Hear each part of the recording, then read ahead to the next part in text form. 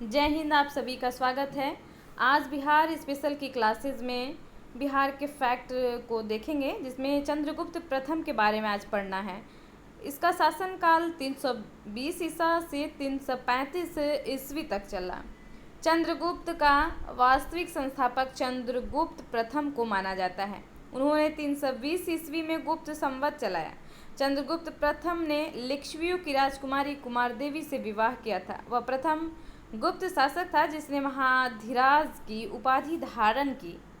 समुद्रगुप्त 335 से 375 ईस्वी तक शासन किया। इतिहासकार स्मिथ ने समुद्रगुप्त को भारत का नेपोलियन कहकर संबोधित किया है। समुद्रगुप्त ने पराक्रमांक, अति अप्रतिरथ आदि की उपाधि धारण की थी। समुद्रगुप्त के अभियानों की चर्चा हरिसेन द्वारा रचित प्रयाग प्रशस्ति से मिलती है। उसने उत्तरापथ के 9 राजाओं तथा दक्षिणापथ के 12 राजाओं को विजित किया था। समुद्रगुप्त को कविराज भी कहा जाता है। समुद्रगुप्त को उसके सिक्के पर वीणा बजाते हुए भी दिखाया गया है। समुद्रगुप्त का दरबारी कवि हरिसेन था। समुद्रगुप्त वैष्णव धर्म को मानता था। समुद्रगुप्त द्वारा अश्वमेध यज्ञ कराने के प्रमाण भी मिले हैं।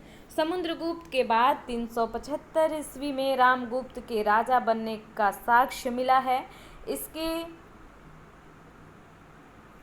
लेकिन उसके अयोग्य होने का कारण चंद्रगुप्त द्वितीय ने उसकी हत्या कर स्वयं को राजा घोषित कर दिया। चंद्रगुप्त द्वितीय 375 ईस्वी से 415 ईस्वी। चंद्रगुप्त द्वितीय ने शकों को पराजित कर 389 ईस्वी में विक्रमादित्य की उपाधि धारण की। चंद्रगुप्त द्वितीय ने देवगुप्त, देवराजा, देवश्री आदि की उपाधि भी धारण की थी। चंद्रगुप्त द्वितीय ने ध्रुव देवी एवं कुबेरनाग से विवाह किया था। कुबेरनाग से उत्पन्न पुत्री प्रभावती गुप्त का विवाह वकाटक नरेश रुद्रसेन द्वितीय से हुआ था। रुद्रसेन की मृत्यु के बाद प्रभावती ने अपने अल्पवयस्क पुत्रों को संरक्षिका के रूप में शासन किया। उस दौरान प्रभावती ने चंद्रगुप्त द्वितीय की सहायता से गुजरात और कठियावाड़ पर विजय प्राप्त की। चीन यात्री फहियान चंद्रगुप्त द्वितीय के समय भारत आया था। फहियान भारत में 14 वर्षों तक रहा, यानी 399 से 414 ईस्वी तक रहा। चंद्रगुप्त द्वितीय ने मेहरौली लौह स्तंभ में चंद्र नाम से संबोधित किया है। चंद्रगुप्त द्वितीय ने के 9 रत्न थे: कालिदास, धन्वंतरी, अमर सिंह, वराहमिहिर, शंकु, बेताल, भट्ट और घटकर्ण, छपकर्ण एवं अभिरुचि। कुमारगुप्त 415 ईस्वी से 455 ईस्वी। समुद्रगुप्त के बाद चंद्रगुप्त और चंद्रगुप्त के बाद चंद्रगुप्त द्वितीय और कुमारगुप्त में चंद्रगुप्त द्वितीय एवं ध्रुव देवी का पुत्र कुमारगुप्त प्रथम 415 ईस्वी में शासक बना।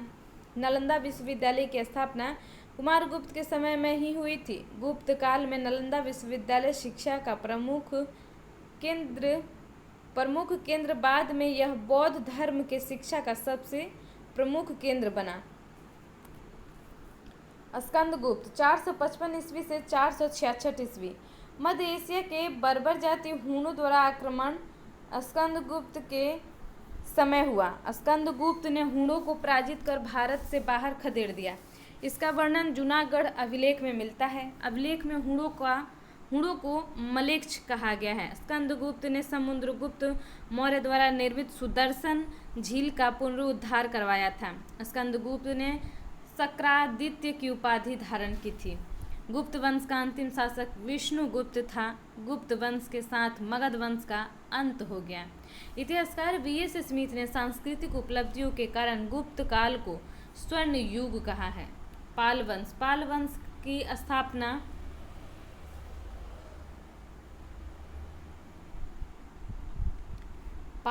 की स्थापना 750 ईस्वी में गोपाल ने की थी। गोपाल ने उदंतपुरी विश्वविद्यालय की स्थापना बिहार शरीफ में की।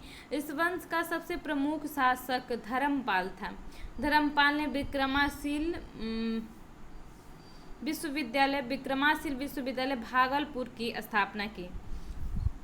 सोमपुर महाविहार वर्तमान में बांग्लादेश में है का निर्माण धर्मपाल ने करवाया था। धर्मपाल ने त्रिपक्षीय संघर्ष में प्रतिहारों एवं राष्ट्रकूटों से संघर्ष किया था। धर्मपाल प्रतिहार शासक वत्सराज से पराजित हुआ। बाद में धर्मपाल ने राष्ट्रकूट शासक ध्रुव और प्रतिहार शासक वत्सराज को पराजित किया।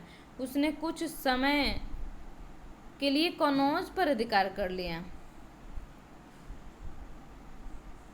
धर्मपाल ने उत्तरापथ स्वामी की उपाधि धारण की। धर्मपाल के बाद उसका पुत्र देवपाल 1910 में शासक बना। देवपाल ने मुंगेर को अपनी राजधानी बनाया।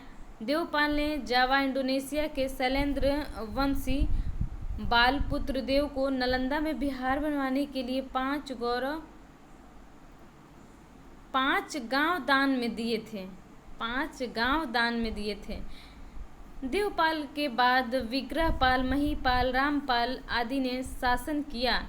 धीमन एवं विठलपाल इस कला के प्रवर्तक माने जाते हैं।